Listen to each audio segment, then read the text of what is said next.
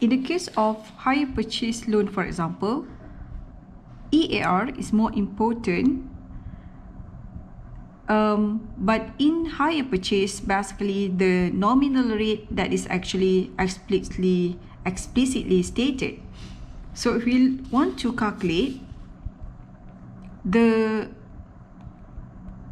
what will be the EAR for hire purchase loan based on a loan amount of 120,000 and 24 months installment of 5500 each month, this implied a monthly interest of 0.7769%. Okay, so this is the proof how you can get this 0.7769 with a loan amount of 120,000, okay, with 24 months installment of 5500.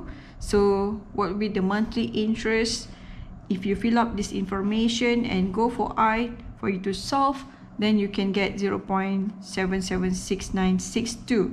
This will be the monthly interest.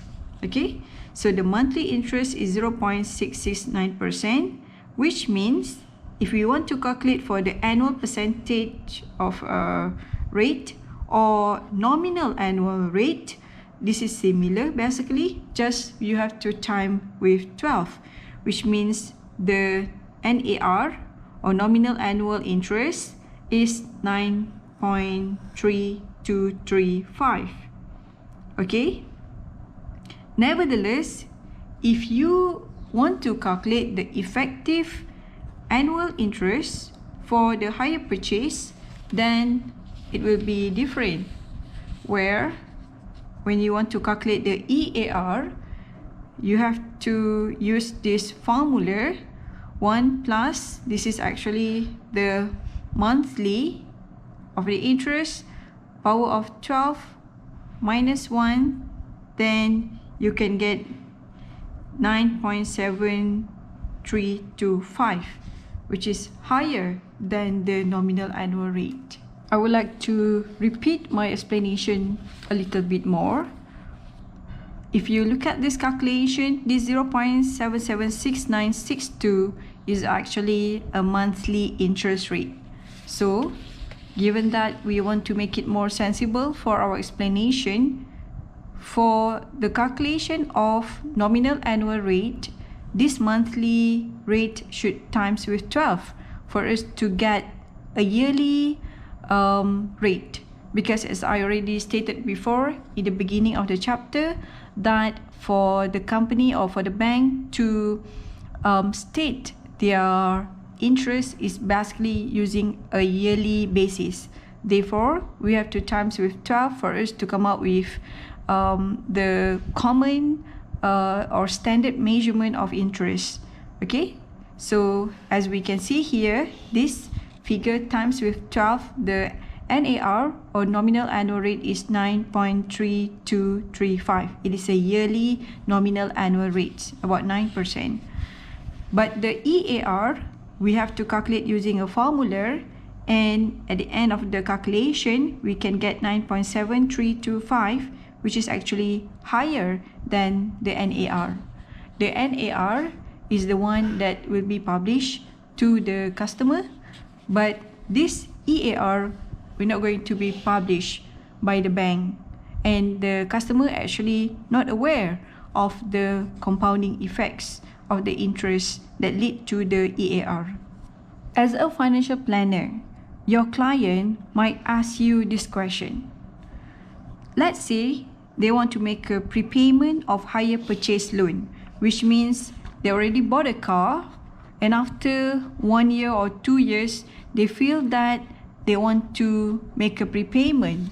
Let's say before, once they start to make a loan for the car, for example, they make a loan of 90,000 loan for the car, and after 1 year or 2 years, they think that they want to pay this loan. You might have this question while you are working in this field. So you have to, in order to cater for this issue, you have to ask your client whether they possibly need cash in future. You know, after 1 or 2 years, possibly they now have more cash and think that possibly now they have like 40,000 in hand and wants to actually make a prepayment for the loan and make the loan tenure become shorter. So at this situation, what you need to give an advice is where you have to ask your client whether they need a cash in future or not. If they need a cash in future, then the prepayment of the hire purchase loan might not be wise or might not be a good decision. Okay, I would like not to give an advice to make a prepayment, because that is something already happened. In the car loan or hire purchase loan, what makes more important is actually the amount of loan that you take for the purpose of buying a car. It is no use if you have cash, but the cash you have, you keep in the FD, for example, at the rate of 3.6% or 4%, but at the same time, you make a loan of 90,000 where the EAR might be, you know, possibly like 7 or 8 or 9% without you are actually knowing that. Therefore, the most important thing is that before you buy a car, it is wise for you to make a huge down payment. If you have cash, because it will actually save you from the EAR, rather than you have the cash and you keep the cash in the, you know, investment that actually will give you much lower returns than what you actually paid for the hire purchase loan. Another important things that the client must know is how they spend their money using credit cards. This credit cards is a bad habit actually, because it promotes spend first, earn later. So you spend your money first before the money even earned. Let's say the credit card rate is 1.5%. As I already explained to you before, the annual percentage rate or the nominal rate is quite straightforward. That is 18% per year, which is actually very, very high. If you keep your money in FD, possibly you can get 4%. If you keep your money in unit trust, the highest possibly you can get is about 8 or 7 or sometimes around 6, especially during the economic situation, which is not that good. But if you spend on credit cards, you actually are tied to 18% of the interest per year. And in the credit cards, there is a component of what we call as interest on interest, where if the monthly interest in the credit card settlement is not settled, it will be compounded again to the next month. And it will be compounded again for the next month if you still not paid for it. And once it is compounded, which means there will be an element of EAR in the credit card itself. Therefore, when the nominal annual interest is 18% for credit card, but if we want to identify the calculation of the EAR, you can see that the EAR for credit card is actually 19.56%. Alright, now we're going to look at the case of the credit card, the impact on net worth if you choose not to settle the outstanding of the credit card. So this is the case of Jonathan and his credit card. Jonathan maintains a credit card balance of 10,000. This means that he owes credit card issuer on average 10,000 at the end of every month. An effective annual rate of 19.56%. Jonathan will have to pay interest charges of 1956 per year. The credit card balance is the only form of debt which Jonathan has taken up. On asset side, Jonathan keeps 50,000 in fixed deposit with a commercial bank, and he received an annual interest of 3.7%. Jonathan has no other asset beside of the fixed deposit, and now we are going to calculate the net worth of Jonathan. So we know that this is like total asset equal to total liability plus net worth. So 50,000 is the fixed deposit that Jonathan has. 10,000 is the credit card debt, so plus net worth. So if we calculate the net worth, will be 40,000 overall, because we have to minus fixed deposit with the total liabilities. So the net worth of Jonathan is 40,000. Let's say Jonathan does nothing about his financial position, but just allow the interest on both asset and liabilities to accumulate, in the sense that he will not going to pay for the credit card for 10 years, and he also will just let the money in the fixed deposit to accumulate over 10 years. Therefore, we assume that there is no penalty charges for the payment for the period of 10 years. Then the growth of the amount owing under credit card, where the EAR is 19.56%, then it will be like this. So for the first year, the beginning balance is 10,000. The interest is 1956 because it's based on 19.56% okay, of the EAR. Then we will know that the ending balance for the first year is 11,956. For the second year, 11,956 times with 19.56, then we can get the interest of 2339, and it will be accumulated over the years. And we found that at the end of the 10 years, the value of the liabilities now become 59,693.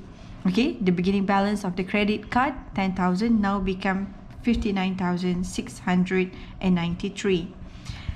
When we look at the growth of the fixed deposit, where the amount of the saving in the first year is 50,000 and the rate of the FD is 3.7%, at the end of 10 year, we can see that it is now increased to 71,905, which means the asset from 50,000 to 71,905, which means there is an increase of 21,000 plus for total asset. And the liabilities also increased significantly. That is from 10,000 become 59,000, which is the total, or the difference is 49,693. And if we look at the net worth of Jonathan, we can see that this is increase in asset is good and increase in liability is bad. Therefore, the net worth decreased by 27,788 if we minus this with this. Okay, so it is actually very shocking because we can see that instead of seeing the net worth of Jonathan growing, we found that it's actually decreased from 40,000 to 12,212. Okay, because if we minus 40,000 minus with 27,788, the net worth, it has decreased from 40,000 to 12,212. All right, so this is a very huge difference. And in case if Jonathan settled his credit card in full, and assuming that other factors remain unchanged, then what will be the situation? Let's say he paid the credit card in full. Therefore, he will have a investment in FD of 40,000 because we minus the credit card, which means at the end of the 10 years, he still, like make a huge profit from the investment, that is 57,524, which means what will be the suggestion out of this is where Jonathan, before he think about investment in FD, he must get the loan from the credit card settled. So that is the main or the most important lesson from this example, where he must settle the credit card first before he think about investment. Alright, in regards to the credit card, there is a minimum payment of 5% or 50 ringgit, whichever is higher. And this regulation has been imposed by Bank Negara Malaysia. For example, if someone have a credit card loan, then the requirement is where you have to pay minimum 5% or RM50, whichever is higher. So let's say we follow this rule at the interest rate of 1.5% per month. How long will it take to settle a credit card usage of 5,000?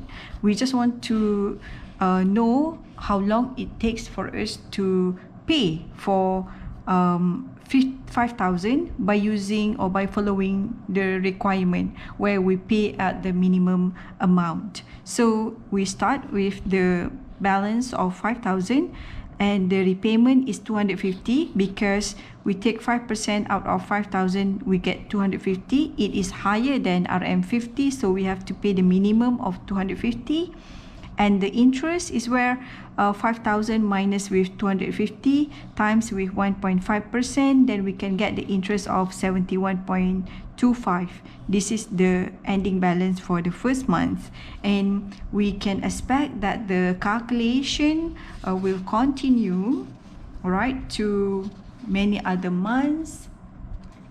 Okay. And still, after 56 months, we can see that the value still not finished yet. The loan still not being paid I mean that the loan still have an outstanding balance. And once we reach, like 68 years, 68 months, only then it will, like get settled. Okay, so this is in the case where we pay the credit card loan at the minimum value, without considering that, at a yearly basis, there is a, like a renewal. There is a renewal fees for credit card. So obviously, in this calculation, we didn't consider the renewal fees. So if we include the renewal fees, obviously it will take longer than 68 months. So the amount is just, like RM 5,000. People normally, 5,000, they will buy, a sofa set at home, or some of the electrical equipments, or a refrigerator at this cost. But it takes, so many years for them to finish. For 68 months, it is actually equivalent to, 5 or 6 years for them to get their loan finished. It takes very, very long time. If we look at the offer made by the bank in respect to the credit card, they will give higher limit to reliable users of credit card, and sometimes they offer cash loan through credit card. The point is, for the credit card is actually very harmful for those who don't have a good discipline for them to pay, because otherwise they will be stuck in a multiple level of interest. Okay, certain credit cards, they will impose an initial charges, but some credit cards, they will waive the renewal fees or the initial fees. Sometimes they give cash advance under credit cards. For example, as in this question, for example, in the case of Mr Dugui, took up a cash advance of 3,000 under credit card, and his credit card statement reached him about 1 month later, show a charge of 150, and this is the fee charge for such an cash advance. So this fee is actually one time cost only. This fee charge is a one-off cost only, and he will also charge an interest of 47.25 for 1 month. Okay, and the interest of 1.5 per month will be charged monthly together with the 150, you know. So the cash advance is 3,000 plus 150, and this figure will be subject to the monthly interest if he didn't pay for it. So what will be the impacts after 1 year? So if we look at this calculation, we can see the beginning balance is 3150 now. The interest is 1.5 times with 3150, so you can get 47.25. Ending balance is 3150 plus with the interest, and here is the calculation or the figure for annual interest rate. So you can see at the end of first year, at the end of the 12th month, the balance is now become 3766. You know, the initial is 3150, the balance is 3766. Imagine that if, for example, he add more.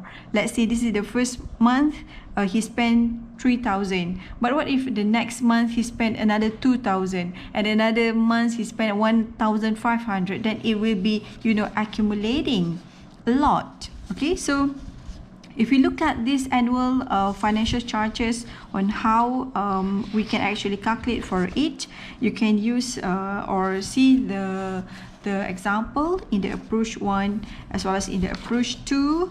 For example, because in approach 1 we will look at the annual financial charges for the last month here for the 12 months, where 3766, this one, minus with the 3,000 initial loan that Mr. Dugui make, so that we can see the difference is 766.20. Alright, so 766.20 divided with 3,000, then we can get 25.54. This is the annual financial charges after 12 months. Okay, but if we look at the annual interest rate in the first month, you know, first month, this is 12 months, so different. Okay, so for the first month, the annual interest rate is very high, that is 78.90. Okay, is where if you look at the total financial charge for 1 month is 3197.25 minus with 3,000. This is for the first month. Okay, 3197.25 minus with 3,000, then you can get here 6.575% per month. So if we want to convert to yearly, because as I said before, for the bank it is much more sensible for them to use the interest rate at the annual basis. Therefore, if we change to yearly, then it becomes 78.9%. So 78.9% is the rate that the bank earn if customers pay 1 month after they receive the cash advance. So basically the bank make a lot of money from the credit card. What is the justification for using credit card? Credit card actually, you know, is like you lend with along, you know, and some of the advantages of using credit card is where you carry less cash, you know, you don't need to bring a lot of cash, etc., etc. You can use it in the when you are in emergency. But nowadays we can use debit card. Okay, so it also have a similar advantages than the credit card. Like, you know, by bringing the debit card, you can use debit card if you want to pay something at a high price, means that you don't need to carry lots of money with you. All right, and debit card also have a Visa and MasterCard facilities. So if you travel overseas, also you can use this debit card, for example. It is very important for me to note that there are lots of young generation who just started to work and just earn money and already trapped in the credit card loan. So at the very young age, they were unable to pay for the credit card and will be declared bankrupt.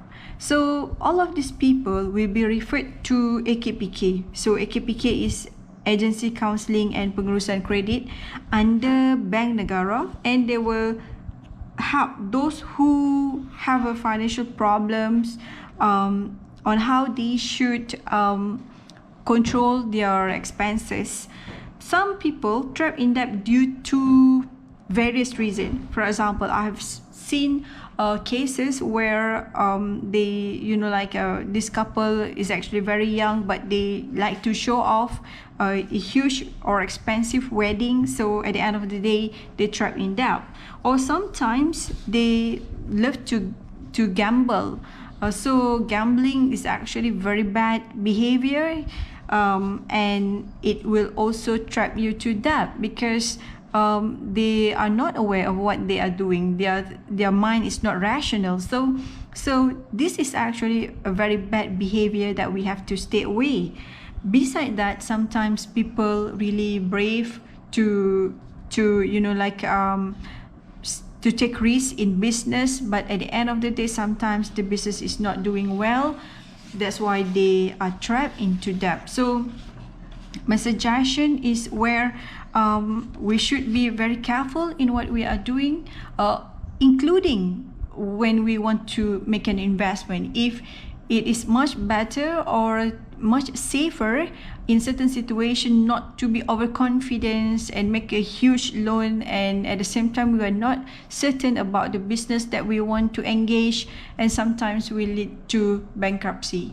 Another part of expenses that the customer or the client must be aware is about the installment scheme when they buy electrical or furniture. Because some customers or some clients, they like to make a loan even for them to buy a washing machine or fridge. So this scheme actually is very deceiving.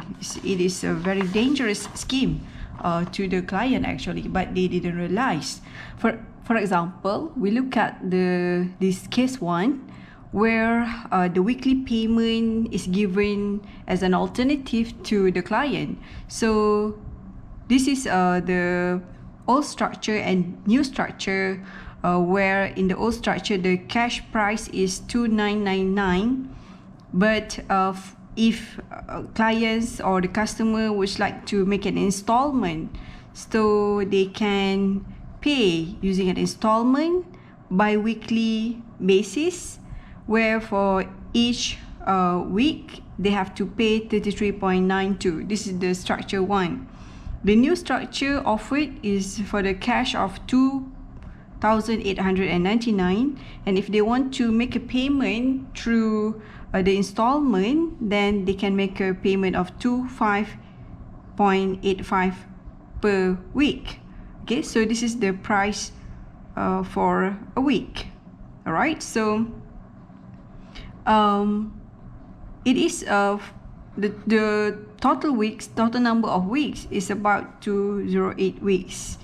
Okay, so if we look at this price and we look at the installment just by using naked eyes, not including the calculation for the interest or whatsoever, you can see that here the cash price is 2,999, but this is a weekly price of 33.92, okay, times with 208 weeks, which means you pay 7,055 to the company, okay, to this electrical shop.